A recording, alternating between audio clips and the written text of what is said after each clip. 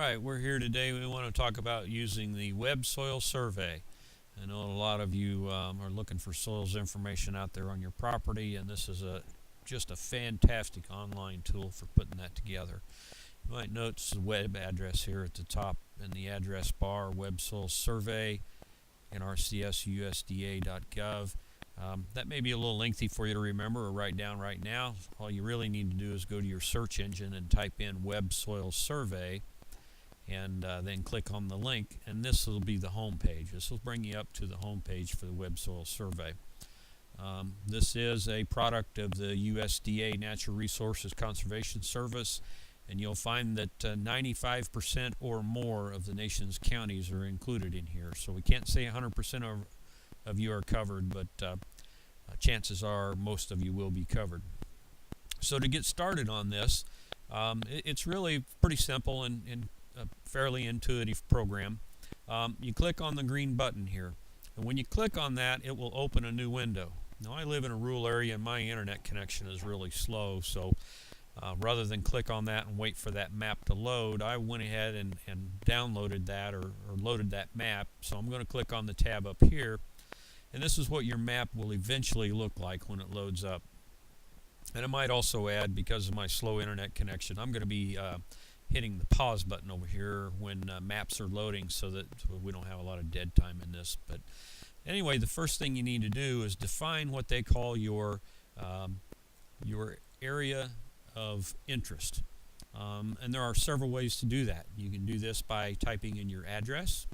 In this case here, I will type in my address, which is 382 West Highway 18, and that's in Clinton, Missouri. And if you want a location marker, basically it's just a little yellow dot that comes up. You can click that checkbox.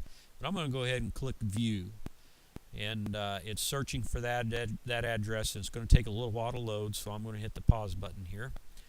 While that's loading, you can see that map is starting to load, and I'll be back with you just as soon as this thing's fully loaded up. Alright, so we've got our map fully loaded up, and the location marker is this little orange marker on the map right there. That's the location marker. If you had not clicked that square, then that location marker would not be there.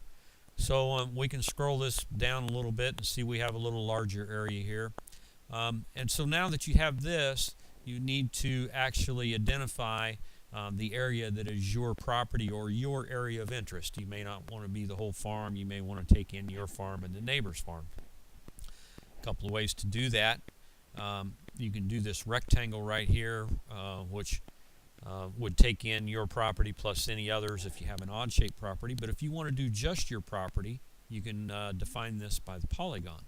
So you click on that. That's what I'm going to do here. You come down on the map, and we just start drawing. Our property happens to be very odd shaped, but I'm going to go ahead and draw the outline here just so you can get an idea of what this process is. It's really very simple. And there, when you're done, you double click, and it creates your area of interest. Again, we're going to hop over here to pause while it's finishing that up. We'll be back in just a second. Now we have our area of interest defined. You can see the kind of the blue turquoise colored cross hatching shows you the area that you've selected, and you can verify that that's the correct thing or not. Now I want to show you another way to get in here and find this. So I'm going to go over here and do the clear AOI, the area of interest, and again we're going to reload. So we're going to pause here for a second, and I'll be back to you.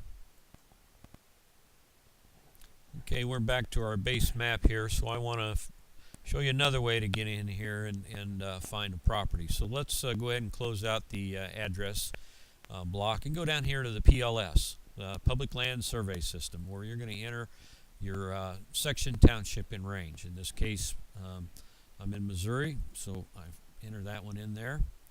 And our farm is in section 5, and I'm in township 41 North. Okay, and I am also I'm in range 26 west, so 26 west.